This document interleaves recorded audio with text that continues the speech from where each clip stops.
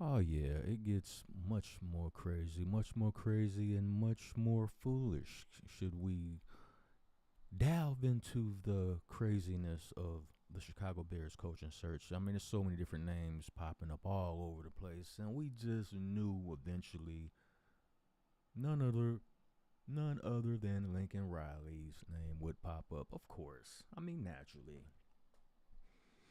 Might as well give it to Big Bird, as the thumbnail would say. Bears 7 best coaching candidates to save Caleb Williams. From Ben Johnson to Lincoln Riley. I think a lot of these coaching searches are based on the thought process that Ben Riley, ain't that some shit? Ben Johnson basically wants the whole Chicago Bears front office cleaned out, and I can't blame him.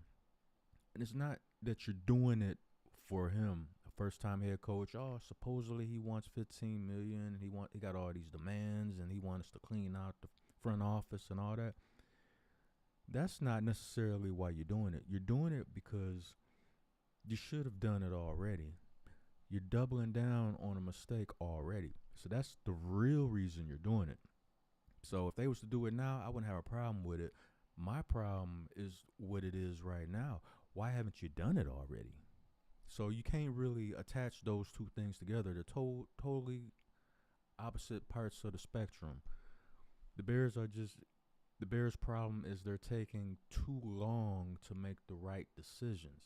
They don't know how to pivot on a dime and go in another direction when the house is burning down. Don't run in a burning house just to run in. Who you saving? You're not saving the organization because you're basically screwing up everything anyway. You're basically fucking up everything. So, so let's see what these coaching hires. You know what I'm saying? We gonna get it. We gonna get it. The Chicago Bears will be hiring their 19th head coach in the long, proud franchise history in 2025. Matt Eberflus, who led Chicago to 2+ seasons, was fired after Thanksgiving following a four. Man, the writing is so small in this joint. I got to excuse me, brother ain't got his glasses on. Let's see how we can do this. Okay, there we go. Now we ain't got to do the bug-eyed squinty McSquinty. Chicago Bears will be hiring their 19th head coach in their long, proud franchise history in 2025. Matt Eberflus, who led Chicago for 2+ seasons, was fired after Thanksgiving following a 4-8 start and a 6-game losing streak. Offensive coordinator Thomas Brown didn't fare better taking over in the interim as the team finished 1-4, only winning in Week 18 against the Packers, of which, let's face it, people, the Packers they had no intentions of playing their starters the whole game, and then when Jordan Love like hit the funny bone, and I think he hit the funny bone of his throwing elbow on somebody's helmet. And Packers at that point they was like, you know what? What's the point? I mean, we don't have a reason to play hard. We can't go up or down, or it's not going to keep us from being in the playoffs anyway. So it is what it is. They took their starters out, and and the Bears still barely won. And we had our starters in the whole game and still barely won. Pun intended, damn it. Motherfucking pun intended.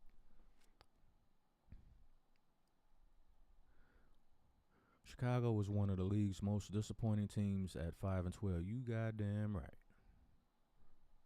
Yeah, damn right. Given the hype surrounding rookie number 1 overall pick Caleb Williams, the Bears did start 4-2, but their offense around Williams was dysfunctional with Brown, and their defense started to crack before his dismissal. I mean, Eberflus was just a defensive coordinator. Brown wasn't ready to be put in the position he was in, but he did decent. The one game he was actually offensive coordinator and he was sitting up in the booth, he did a decent job. But the process was too fast for him.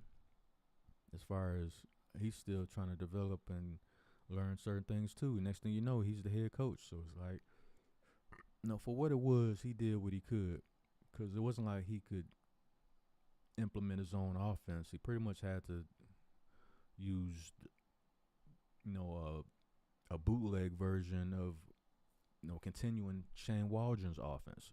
So that was basically Shane Waldron's offense, but the play sequencing, as far as the play calling, was Thomas Brown's interpretation of it.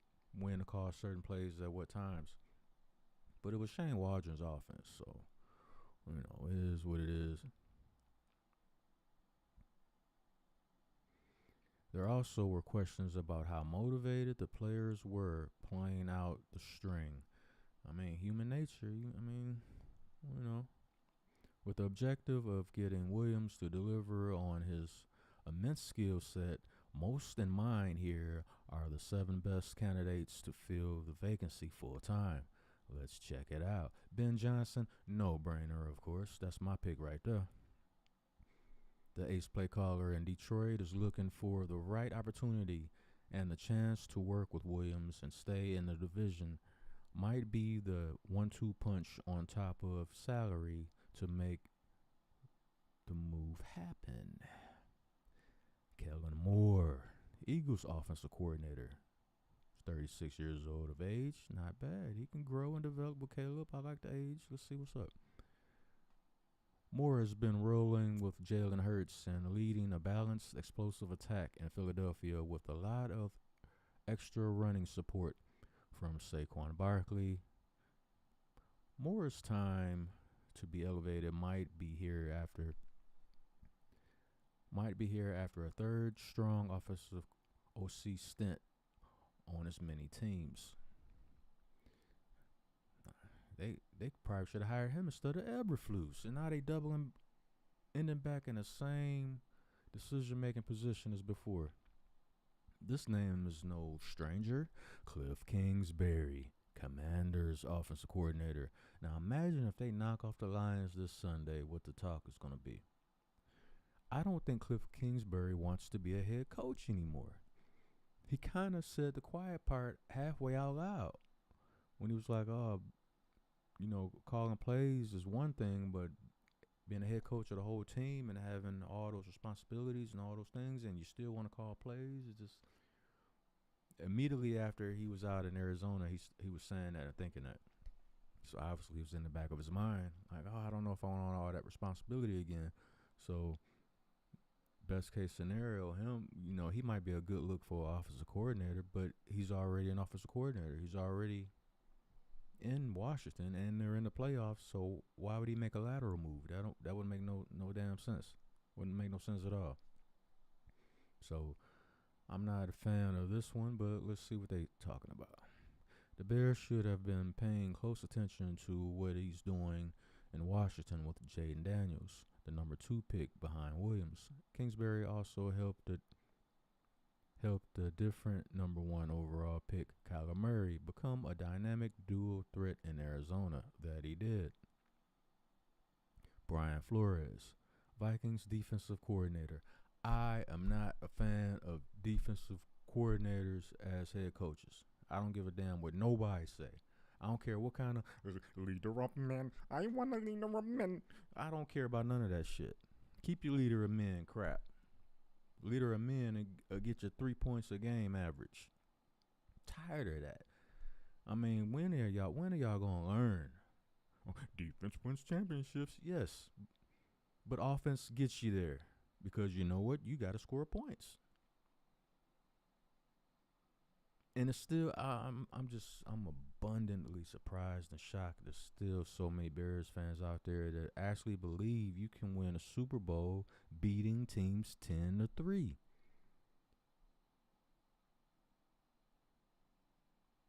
Did you not learn anything when the 49ers had the number one ranked offense and lost the Super Bowl to a franchise quarterback? You might have heard of him. His name is Patrick Mahomes. So yes, quarterbacks are important. Franchise quarterbacks are important. Great head coaches are important. And if you have a great head coach that can also call plays and design an offense and knows when to call certain plays and is very strategic on offense, well, then your name would be the Kansas City Chiefs. That should be the standard bearer right there. That should be the goal. You have other teams doing it in different ways, like the Baltimore Ravens, and they're always in the playoffs. Yeah, they're always in the playoffs until they run into teams like I don't know, Kansas City Chiefs. So y'all need to let y'all brain work. Let y'all brain walk sometime, cause it's not getting enough oxygen. Y'all not thinking before y'all start saying shit. Flores has operated a terrific complementary defense for a Rams adjacent passing offense under Kevin O'Connell in Minnesota. He would try to recreate that success with an aggressive passing game to match his mentality on the other side. Didn't do that in Miami. Joe Brady, Bills offensive coordinator. Now I could get with Joe Brady. And I don't know why he's not getting enough attention, enough love, enough, enough praise, enough hype. I mean, look what he's done with Josh Allen. Josh Allen is a beast right now. Last year he was captain turnover. You want a pick thrown to you? Josh Allen would have gave you the ball real easy last year. But Joe Brady strapped it down. Was like, nah. This is how we getting down, bro. Check this out. Now look at them. We know a lot of people picking the Buffalo Bills to go to the Super Bowl to knock off the Chiefs. And what does the Buffalo Bills have that's akin to the Chiefs? A franchise quarterback. Great offensive-minded offensive coordinator. Damn good head coach that had the eye to hire Joe Brady as offensive coordinator. Which brings everything full circle because the Buffalo Bills are going to have the same problem next year, which is, when you don't have the purebred offensive-minded head coach,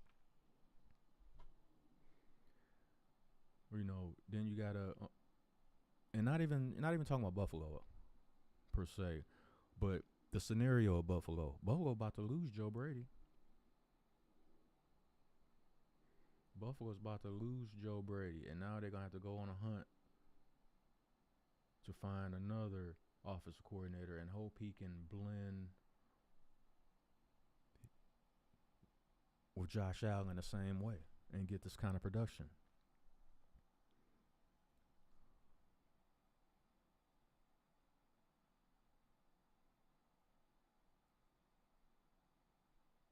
Hold on, I got a little card that, yeah. Sean McMuffin. No, I'm just joking. Sean McDermott is a good head coach, but he's gonna have the same problem. Anytime you get a good offensive coordinator, then all of a sudden you gotta find another one. And human nature, you're gonna make mistakes. So one year you're gonna find one that's probably not that great, might not bring the best out of Josh Allen. Now he's taking a step back. But if your offensive coordinator is already that, like, I don't know, Ben Johnson, you immediately eliminate that worry, that problem. That'll never be a problem for you. Brady helped Joe Burrow become a number one overall pick with his work at LSU before landing in a great spot to call plays for Josh Allen in Buffalo. He, like Moore, might be finally ready despite a still young age. Stick him in there and let him do it. Mike Locksley, Maryland head coach. I don't know much about him. Mike Locksley? Okay. Locksley knows Williams' immense talent from the latter's play in the D.C. area. And, excuse me, he might think heading to the Bears for a chance to work with him is worth moving on from his Terrapins contract. Okay. Lincoln Riley. Oh, my goodness. I'm so surprised to see that name up there. This would be the massive big fish to reel in, says who? The college coach who helped Williams and others win Heisman's in his system.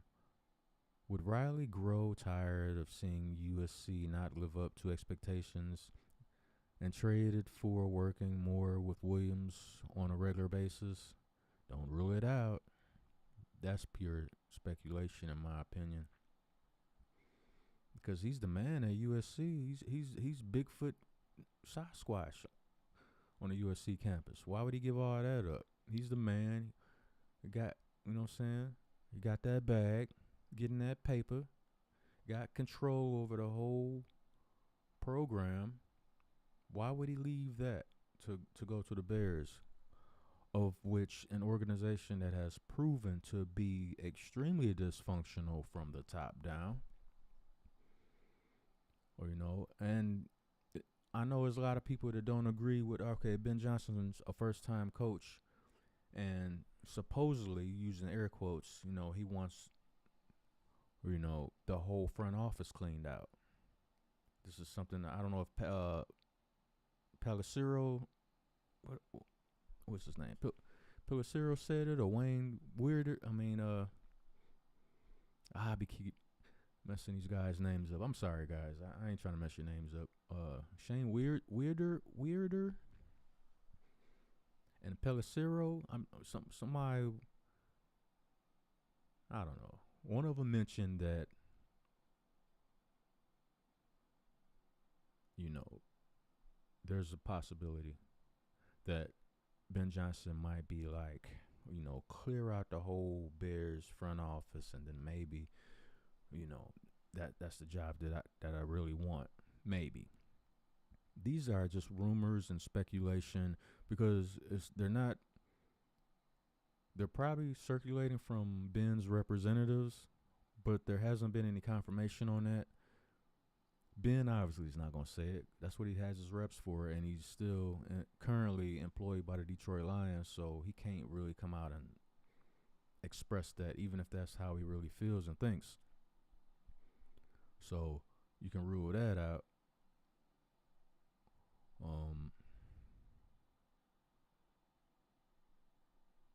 So I guess we'll just have to wait and see. So let me know what y'all think. You know what I'm saying? Hit the like button, share this video. Let me know what you think about the choices. What can happen, might happen, should happen. We all gonna find out together. This is Shy Out of Town Sports, and I'm out.